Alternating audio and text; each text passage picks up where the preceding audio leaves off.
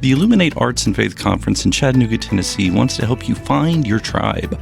Do you get way too excited about quoting Wendell Berry or C.S. Lewis in conversations with coworkers? Does your Spotify playlist include hymns, a little jazz, and a whole lot of Andrew Peterson? Join your tribe at Illuminate March 31 and April 1 for education and inspiration from speakers Russ Ramsey, Douglas McKelvey, John Hendricks, and others. Find a complete list of session topics and ticket information at southern.edu/illuminate.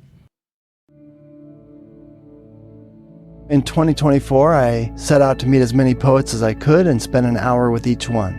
I got more than I bargained for, more insight, more clarity, more hope. It's proved to be one of the richest highlights of my life.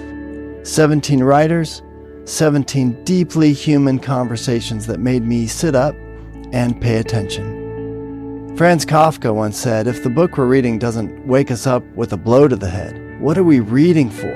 A book must be the axe for the frozen sea within us. And that's what I hope this new book will do. I hope it wakes us up, my friends. I hope these conversations will be the catalyst for something to be reawakened, re-enchanted, and reinvigorated. It's called An Axe for the Frozen Sea, Conversations with Poets About What Matters Most. I'm Ben Palpin, and I hope you'll come and listen in as I spend a little time with poets like Lucy Shaw, Malcolm Guite, Dana Gioia, and Lee Young Lee. Pull up a chair at the table as we dig into what it means to write well and to live well. An Axe for the Frozen Sea is now available from Rabbit Room Press. Visit the store at rabbitroom.com, or better yet, ask about it at your favorite bookseller. What does it mean to steward the gifts that I've been given? Even if they don't meet with the kind of commercial success that, I had been hoping they would. I came to that place of saying what I can do is try to use my gifts to create things that would serve the immediate community around me. I can do that. Welcome to the Habit Podcast, conversations with writers about writing. I'm Jonathan Rogers, your host. At the Habit Membership's Summer Writers Weekend last month, Doug McKelvey was our very special guest. Doug is the author of the Every Moment Holy books. He's also been a songwriter, a screenwriter, a fiction writer. In short, he's a national treasure, and it was a pleasure to me to talk with him about his writing process and his multifaceted career for this episode of the Habit Podcast, recorded live at the Rabbit Room's Northwind Manor. Doug McKelvey, I'm so happy to have you on the Habit Podcast for a live recording at the Habit Retreat, the 2024 Summer Writers Weekend. So thanks for being here, and thank you all for being here. Thank you. Doug, your work has meant so much to so many of the people here. It's been a lot to me. You've worked in so many genres, fiction, songwriting, TV, liturgy, writing captions for odd paintings, as we've already done, worked with that on this weekend. I've probably missed some genres. What else? Have I missed anything? Nothing significant. Yeah. Okay. But in all that work, do you see anything as a unifying thread? I mean, are there themes that run through everything? What do you see as the unifying, if anything? Yeah, I think there are some things. Probably the biggest commonality in what I'm at least trying to do with some of the different genres that I've worked in is that writing for me is it's the proving ground, right? It's me working out the geometric proofs of the things that I believe or think that I believe. Okay. And so, when I look at some of the liturgical prayers that I've written, like in volume 1. When I wrote a liturgy for those fearing failure, or a liturgy for the death of a dream, those were prayers that I launched into the writing of, not knowing where it was going to land, not having in my mind some sort of a resolution, but believing that if the things that propositionally I believe are true, that somehow I'm going to encounter something in the process of wrestling with this that is indeed strong enough to hold me and to hold my questions and my doubts and my insecurities and my fears. And so I see that same process happening in fiction that I've written. Like I was, we both participated in the Wing Feather Tales project, right? And of course, you were much more thoughtful on the front end about what you were getting yourself into and what you wrote. For me, the reason I ended up writing something novel length when I was asked to do a short story was because my beginning point was, okay, in Andrew Peterson's Wing Feather saga, in the first few pages of the first book, there's this reference made to these parents whose daughter has been taken, right, by these creatures. And we don't really hear anything about them after that.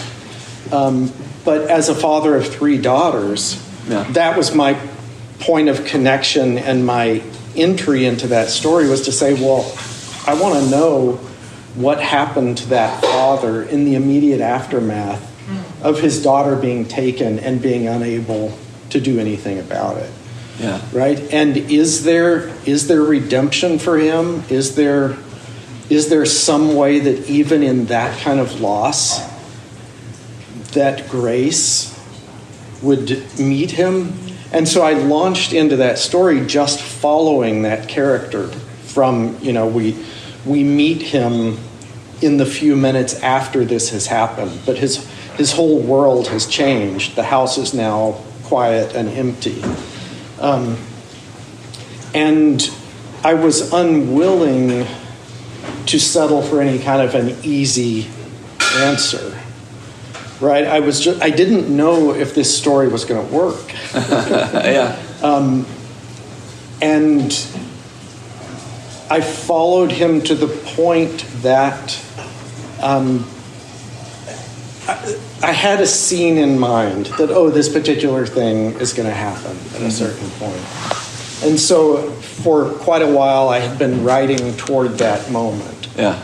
As I'm writing it, I finally got into that scene and I'm writing it. And one of the characters in that scene did something entirely different from what I had been writing towards. And in hindsight, it seemed inevitable. But it was that moment that even as the writer, I hadn't seen coming, where suddenly there was a real and costly grace that was infused into that. And then I was just chasing the story the rest of the way in a different direction until it ultimately resolved. Ultimately is the right word there, I think.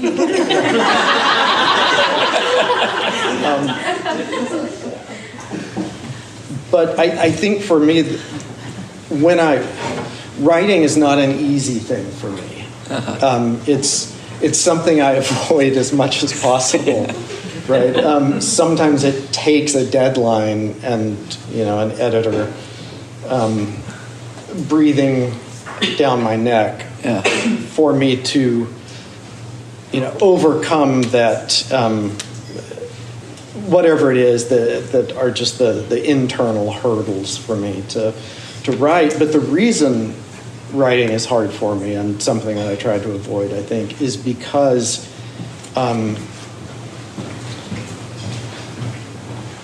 it's only when I'm writing that I'm actually doing the real work of sorting out what I believe and why, and I'm by trying to incarnate something in a story, I'm it's a way of it is a proving ground. Yeah. For me, it's a wrestling. I love Flannery O'Connor's quote. It's to the effect of, the Christian writer doesn't presume what would be good for the world and proceed to deliver it. Mm-hmm. Instead, like a very doubtful Jacob, he faces whatever is in his path and wonders if he will come out of the struggle at all. Yeah. And I think those words just so resonated with me and actually helped me to understand why writing is hard for me, but also why I keep writing. Yeah. Right? Because that is what I'm doing so often. Yeah. I wouldn't say that's always what I'm doing, but at the core of what the writing life has meant for me, it is this working out of these things that I believe or wonder if I believe or am struggling with, or the insecurities, the fears, the when faced with the worst horrors that are evident in the world around us, and that we sometimes encounter some of those things in our own lives, there is that very real question in those moments of, are these things that I think I believe, are they true enough to hold me? If I'm sinking down into this muck, is there actually going to be a foundation under here that my feet are going to strike that's going to have a diamond hardness? That it's going to be like, okay, I'm held. There actually is something here. Yeah. So I think that is the biggest commonality or unifying factor in various sorts of things that I've written in different genres. Yeah. I have heard you talk in those terms about fiction, right? Entering in, wading in, and seeing what happens, and waiting for the character to do something unexpected and then chasing that.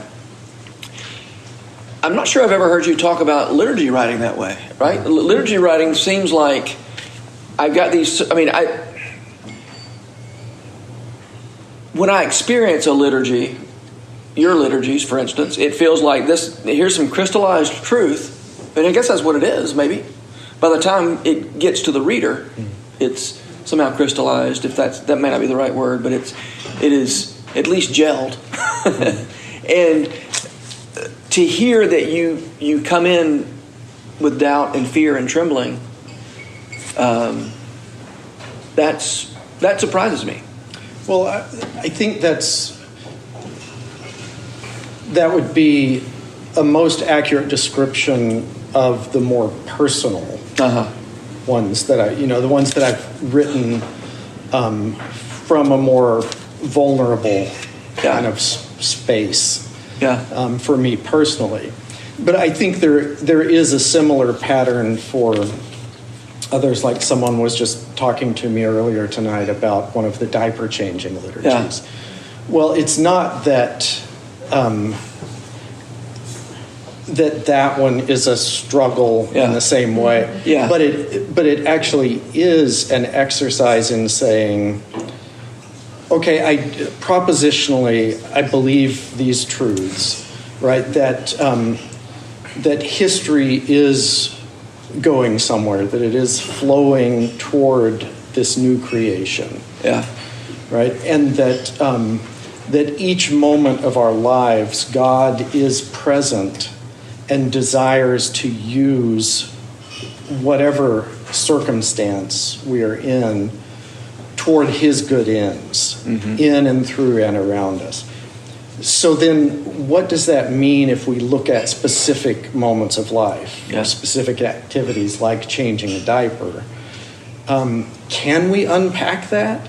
can we actually delineate or articulate what some of those, how those things are connected, how changing a diaper actually might be an activity that is connected to this eternal flow of the story that God is telling across time and space, and that is leading toward this new creation and the wedding supper of the Lamb and the fulfillment of all our hopes and desires and dreams. Theoretically, it's like, I would say, this moment, us having this conversation, falls on that timeline. It's not like just, it's not pointillism, just these abstracted points, but it's,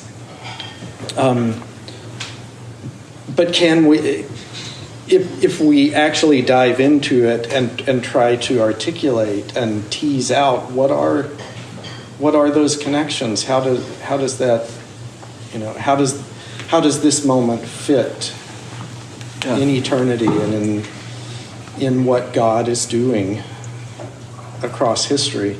So I think in it, it's the same kind of pattern of believing that, okay, there is a connection here, but jumping into it without already knowing or having articulated what those connections are. Yeah. So it's like, I believe there's something here to find. Yeah, right. I love that way of putting it. That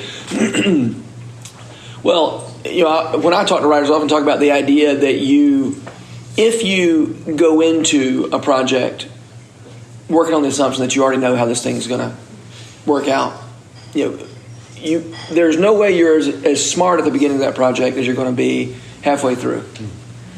And you're not going to understand, there's no way you understand as much about what you're talking about at the beginning. And so often we start with the idea that I've got to know what I'm going to say before I start saying it. And I've talked to you about writing. I have to know that you manage not to work that way. That you don't expect to know what you're talking about until after you get into it. And I love the idea, even talking about to continue on the idea of the liturgy for changing diapers, the way you are going from an abstract belief that every moment is relevant to, is moving us toward the new heavens and the new earth. That there's hardly anything more earthy and concrete than a soiled diaper, and you're figuring, and you are turning that into a, it's just a movement toward the particular and the concrete, and a way of helping the rest of us step into the truth that the particular and the concrete is moving us toward. That's where the real action is. So thanks for doing that. So you and I came to Nashville the same month, maybe the same week, in 1991. In August of 1991. April. Oh! I love my little story of you and me coming at the same time. I don't even want to keep doing this. I was 4 months ahead of you. Yeah, okay. You were preparing the way. Okay. So you came to Nashville to be involved with Art House. Mm-hmm. So at our winter retreat, Andy and Charlie were our guests. And then it wasn't too long after that you got mixed up with the music business, right? Yeah, within a couple of years of doing volunteer work for the Art House Foundation, Charlie, I guess because he had seen various things that I had written for the Art House, he asked if I wanted to try an experiment where I would write a lyric and he would write the music to it. And of course I was ecstatic about that and exuberant in my yes. And then he didn't mention it again for a year. But when he finally did bring it up a year later, we did that, and that led. You were in your early 20s, right? Let's see. I'd moved here when I was 25. Oh, okay. So, yeah, I was probably 28 or so at the time. And that experiment led to 5 cuts, co-writes on an album he was producing. And yeah, that gave me my foot in the door for songwriting in Nashville. Uh-huh. Yeah. And, were you the dog that caught the car? Tell me about being in that machinery. Yeah. So in high school, I had, gotten pretty excited about Christian rock. Big Steve Taylor fan, if I remember correctly. I was, yeah. But that lasted a few years until about halfway through college, and I started coming across these artists like T-Bone Burnett, and was listening to U2 and other artists where there was something much more that resonated more for me in what some of these artists who were believers but who weren't working within the Christian music industry were doing. I recognized that there was a fuller expression in their songs of what it means to be human, that it wasn't as narrowly focused, right? But that it was, it resonated so much more with me. So I had pretty much quit listening to, there might have been a couple artists like Charlie Peacock that I actually, appreciated the integrity of what they were doing, even within, on a Christian record label. They were kind of pushing the boundaries and still expanding what their songs might be about.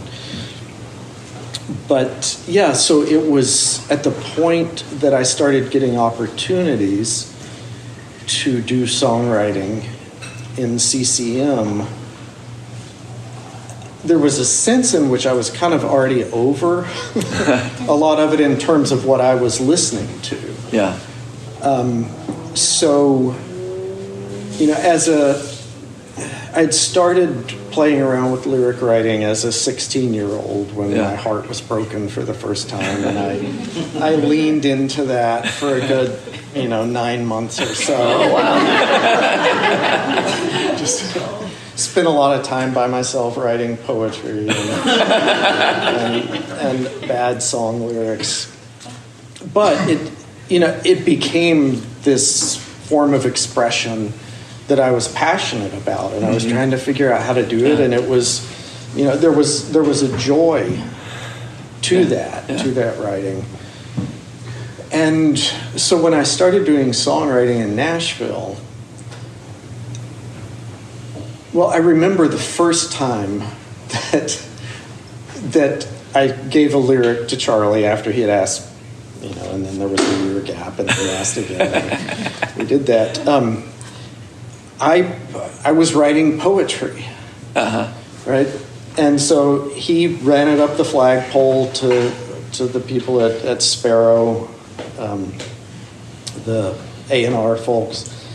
And he came back to me and he said, yeah, if you want to do this as a writer, writing things for other people, you're probably going to have to consciously separate your art from your craft. That this is not about writing what you would write for yourself. This is there's a craft aspect to this.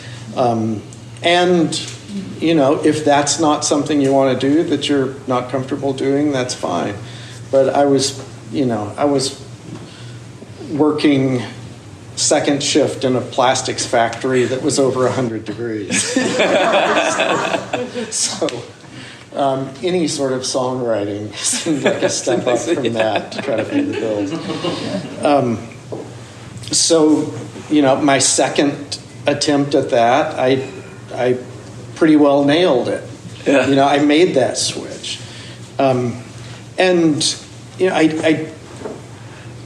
I worked as a lyricist, being my primary vocation, for somewhere in the neighborhood of 12 to 15 years. But during that time, while there were a few artists that I got to write with where I could kind of write what I would have wanted to write, and that would resonate with them, for the most part, it was several times a week having writing sessions booked where I would go in and try to figure out what the next CCM tween pop group wanted to sing about, and how they would want to say it. And over time, I ended up in a place where I was the last songwriting deal that I had. In like the second, third year of it, I would wake up in the morning and think, "Oh, who am I writing with today? Oh, I hope they cancel." And realizing I would actually rather be going to flip burgers at a fast food restaurant than trying to write another song that has no meaning to me. Now I was always trying to meet whoever it was where they were and push the boundary a little bit. Yeah. But the net result was that I was no longer writing about the things that I was passionate about exploring. There wasn't much of the struggle left, right? It was the kind of writing we were just talking about as sort of the, entering into that wrestling and not knowing if you're going to come out of it alive kind of thing. There was none of that. Yeah. It was all about what would the gatekeepers of the industry and the radio stations, what will they play? Yeah. Right? And over years of doing that, I just became so removed from any of the reasons that I had started out being passionate about songwriting as an art form, as a form of expression, as a way to communicate ideas. Yeah. That, when that last songwriting deal ended, I did not write another song for a year. I just couldn't. I was just done. I was so burned out on it. So I'm hearing two things that aren't necessarily incompatible, but they don't obviously go together. One is when you were writing songs that weren't deeply personal, that burned you out. When you write stuff that is deeply personal, it doesn't burn you out, but it does stress you out and cause you heartache. And do you have anything to say about that, or is that just maybe all you say is yes? Yeah, I mean there is truth to that, but it's the second one is life-giving. Yeah. Right? Even though there's a gravity to it and a struggle, and that's like where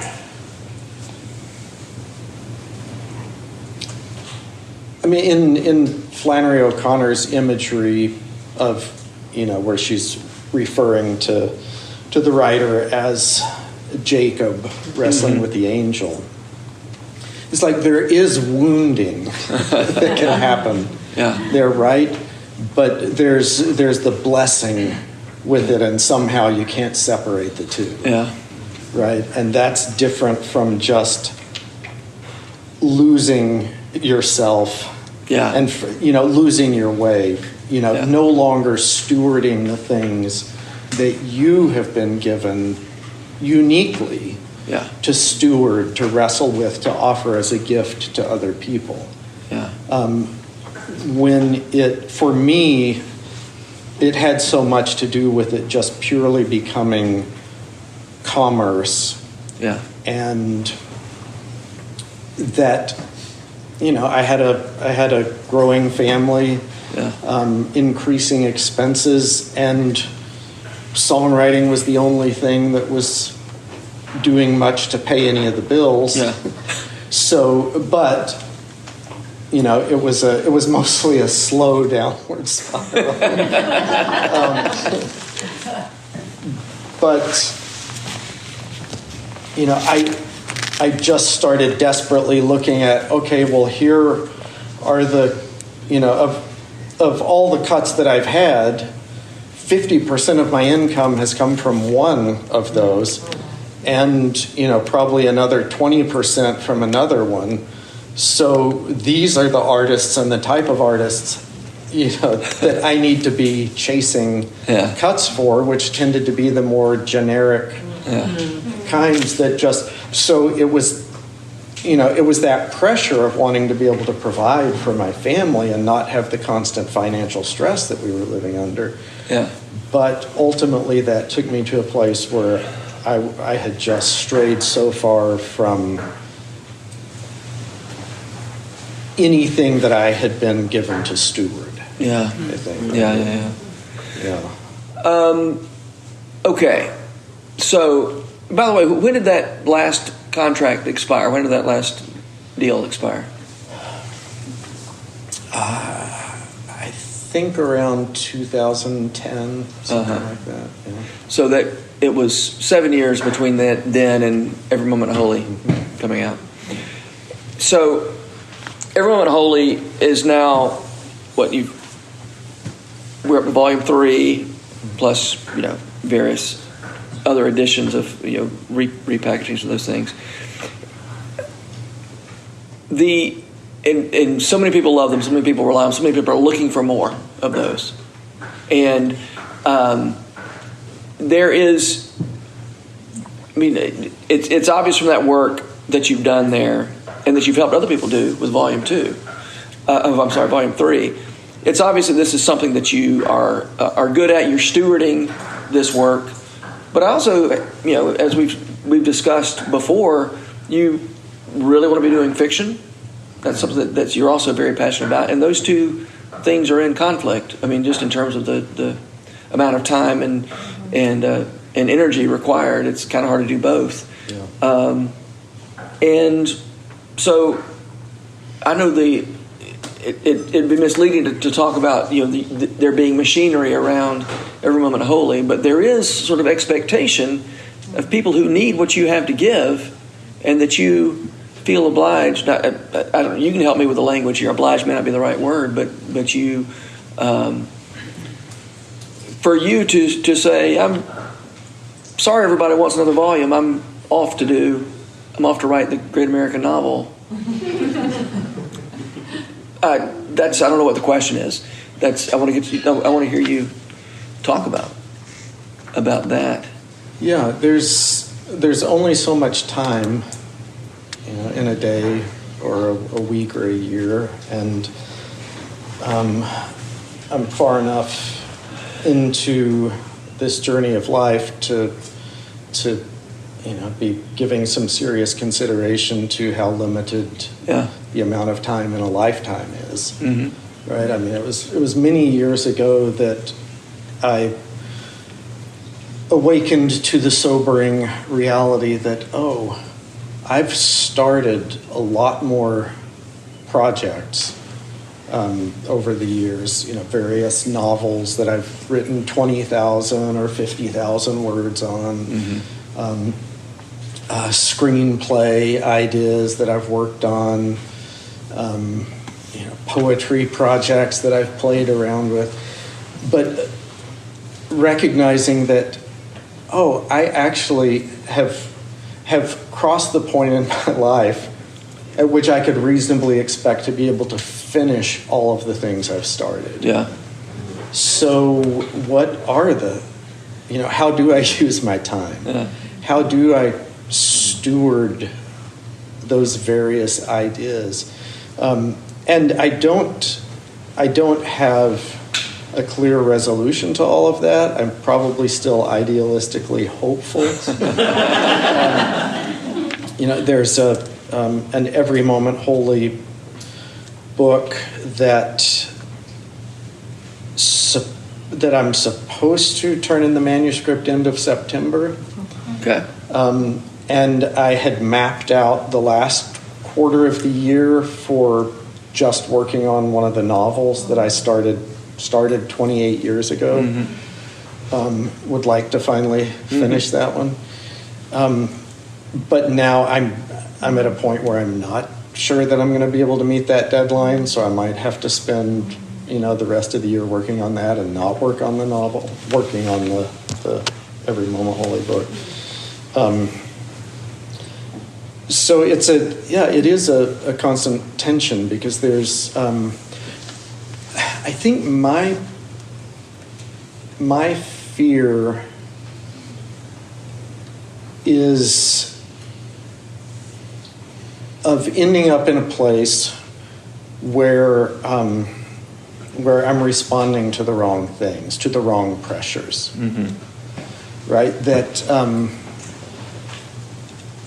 the Every Moment Holy started as this thing that we didn't know what it was going to be. Yeah. Right. I had written 3 prayers, and Pitt had a general idea of what maybe this could become, and pitched the idea, but there was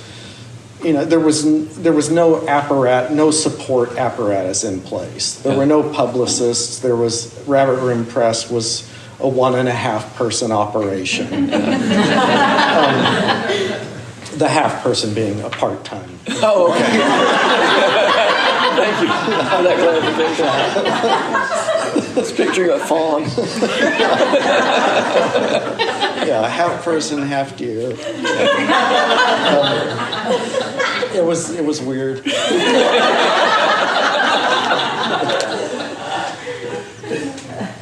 And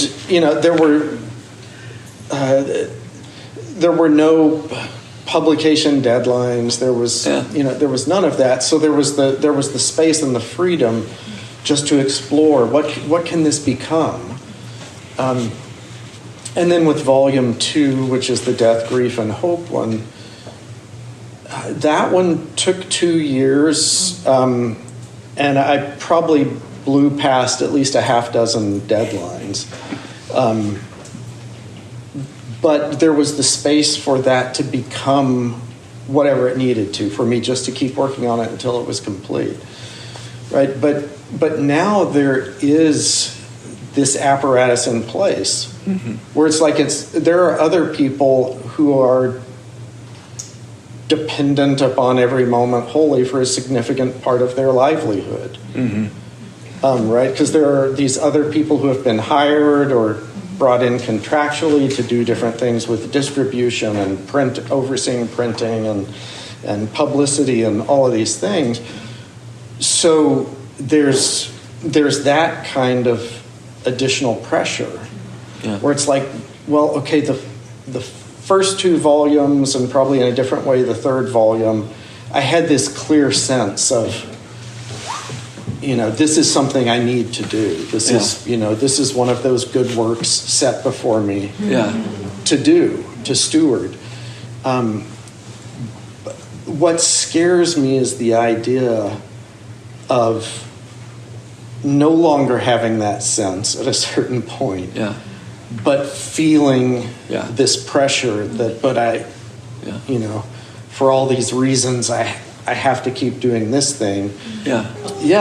And so at the same time, it's like I could throw myself into writing a novel right now, or there are a couple other projects that it's like, I could just go do that wholeheartedly, and yet at the same time I see that there is something that in some ways I don't think has much to do with me, with the significance that Every Moment Holy has had for a lot of people and the connection they've felt with it. It's just, I've said this before, that I see my biggest contribution as just not saying no. When day after day, I so easily could have just said, "This is too much. I'm not gonna keep coming back to this every day." It's just, it's there's too much wounding, that's happening as a result of that. Wait, I'm sorry. What does that sentence mean? Too much. There's too much. Well, I was referring back to, again to Jacob.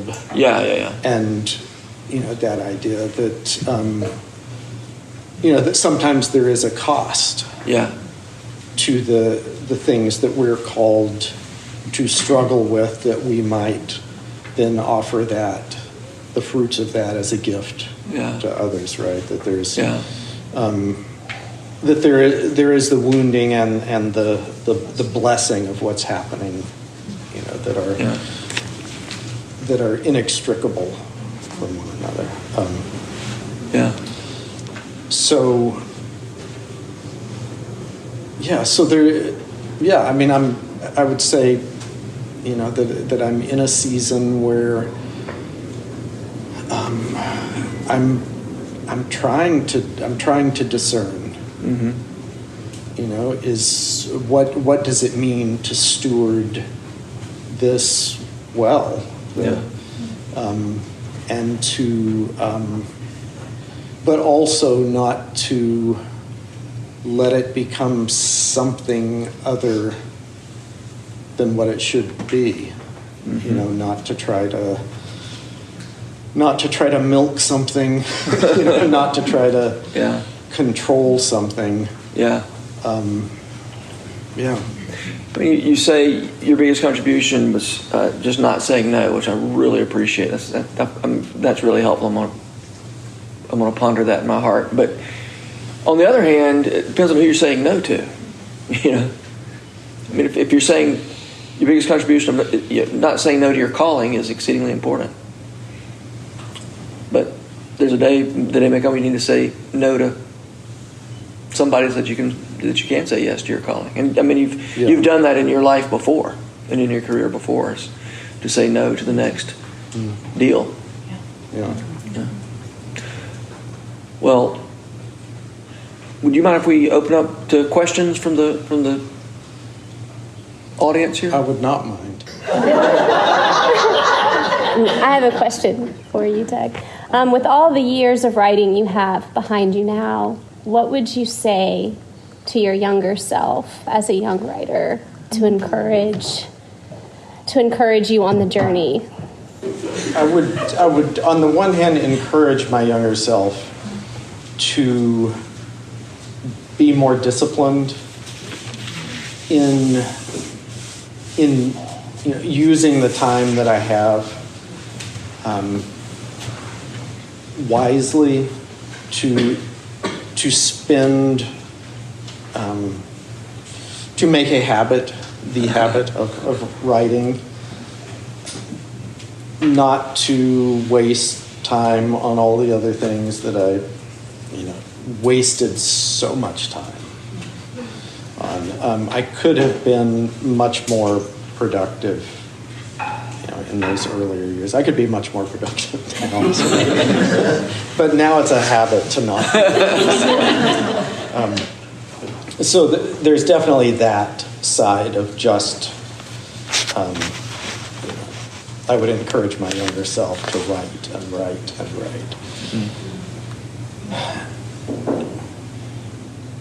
I would also encourage my younger self to,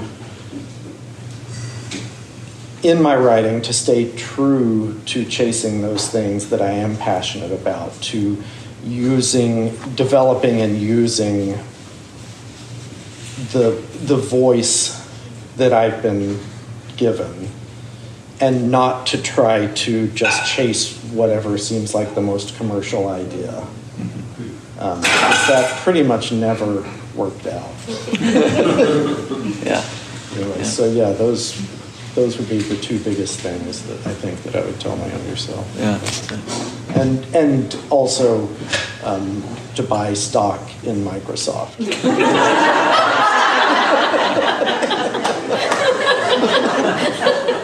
Jamie? Yes. This is kind of a follow-up. I had written this down, so she already asked a little of it, but you were not exactly young when you started Every Moment Holy, right? The first one.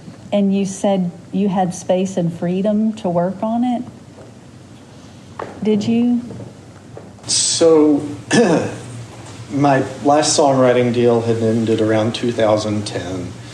I had switched gears to doing directing, video editing, and just doing that sort of thing for a few years. And I was still doing various sorts of freelance writing as well. But then as I was nearing 50 years old, maybe I was 48 or something like that, the economy kind of contracted where video work dried up. Songwriting royalties, residuals had just continued to taper off. And so I found myself in that season of life with 2 kids in college, one just about to start college, one about to graduate college, but with college debt for all of them. 2 of them were getting married, so had those expenses coming up, and my income had just really dried up. So I was driving for Uber and Lyft, ferrying drunk people around downtown Nashville at 2 a.m. I was doing the setup and tear down work for my church, just whatever I could to try to pay the bills every month. And so it was during that season, the year that I wrote Every Moment Holy, Volume 1. That's why when I reference those particular liturgies, like for those fearing failure and for the death of a dream, those were ones that I was living in that space as I wrote them, right? Because those were me wrestling through those fears of irrelevance and of, have I just wasted? I don't understand why all the things I've pursued vocationally and creatively have sort of led to nothing in a way, and it was a season of soul searching, and of having to start to ask some hard questions like, okay, what if this is the rest of my life? If that's the case, can I be at peace with that? Are God's promises any less true? Is my hope any less secure? And if that's the case, what does it mean to steward the gifts that I've been given? Even if they don't meet with the kind of commercial success that, I had been hoping they would. And so I came to that place of saying, okay, what I can do is try to use my gifts to create things that would serve the immediate community around me. I can do that. I can steward my gifts in that way. I have some control over that. And so Every Moment Holy was something that was birthed out of that, because I was so appreciative of the Rabbit Room community and the encouragement and support that I had received in so many ways from friendships in the Rabbit Room circles. So, I thought, I actually wrote the first prayer for myself, a liturgy for fiction writers, just to try to keep myself on track and to be disciplined with what I was working on. But I pretty quickly realized, I think there's something here that would resonate with the rabbit room community. Whether anyone outside of that would get it or care about it, I didn't know. But I was pretty sure this is going to resonate, with at least some subset of the rabbit room community, and I can write this for them and offer it to them. So I would say financially, I didn't have freedom when I launched into that.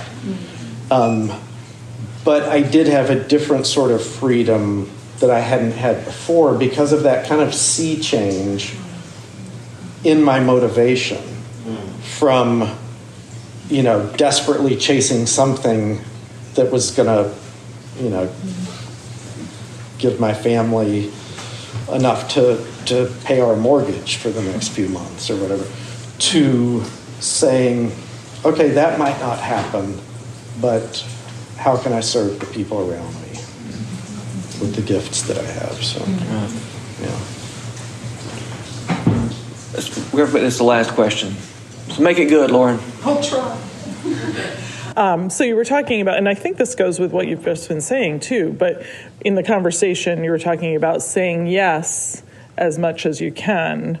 And I understand that there is that tension of, I guess part of my question is the tension of saying yes, because I feel that God has put me in this position right now and I should be saying yes to this, but also the danger of burning out because you're saying yes to too much. So I'm wondering, I guess that's my question is, what is that? How do you balance that? And like in the situation you were just talking about where you're like, this is something that would meet this community's need. I don't know if it'll pay the bills, but it might be something. How do you work through that? How do you navigate that? Well, I think that what I just described as a sea change is probably at the heart of the answer to that question as well. Because there was a time, certainly for years, where I was afraid to say no to anything because maybe it would be the thing, right? So other people would ask me to collaborate on something with them that, like some kind of a Sunday school curriculum or something, which, that can be a great thing, and something that does serve a particular community. But I was saying yes to being a part of a lot of speculative projects, actually, that weren't something that I had a personal passion for, right? And so I think there is always that sort of danger of that sort of fear of missing out. That what if this is the thing that, even though it's not something I really feel particularly passionate about or suited for, or but if I feel the pressure to say yes to all of those things, then it just ends up being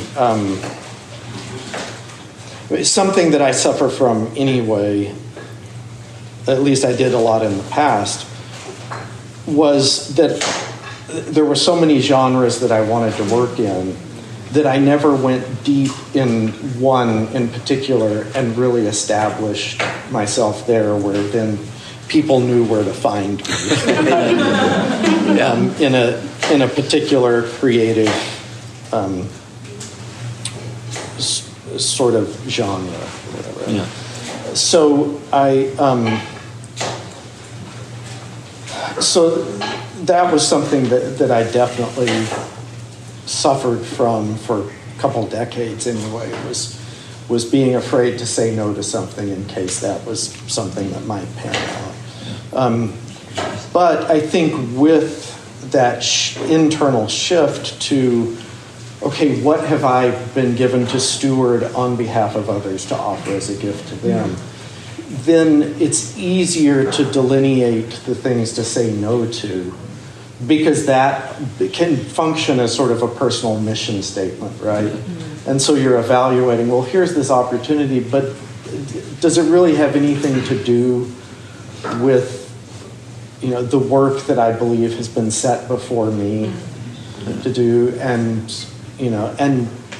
so most of those are going to be no's now, and it's going to be, I love what you're doing, God bless the work that he's given you, and, let's trust that he'll lead you to the person who can fill this, but I don't think that's me.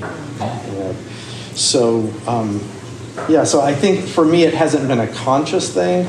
It's only in trying to sort through what the answer to your question would be that that I'm kind of seeing that that's how it's fallen out for me, is that with that internal shift it just became much clearer, and I felt the freedom to begin to say no to things that to me,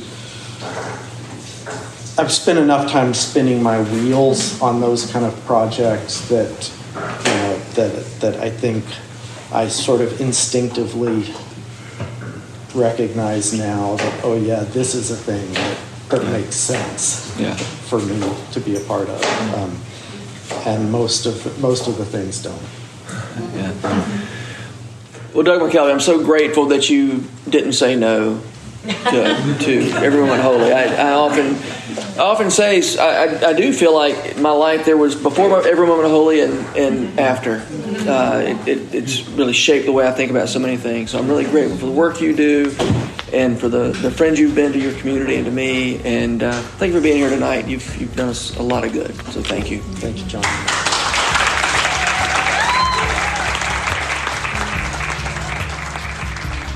The Habit Podcast is brought to you by The Rabbit Room, where art nourishes community and community nourishes art.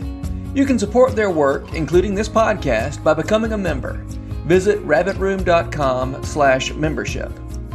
Special thanks as well to Taylor Leonard for letting us use her song Diamonds as the theme music for the Habit Podcast. You can learn more about Taylor and follow her work at taylorleonard.com. The Habit Membership is a library of resources for writers by me, Jonathan Rogers. More importantly, The Habit is a hub of community where like-minded writers gather to discuss their work and give each other a little more courage. Find out more at thehabit.co.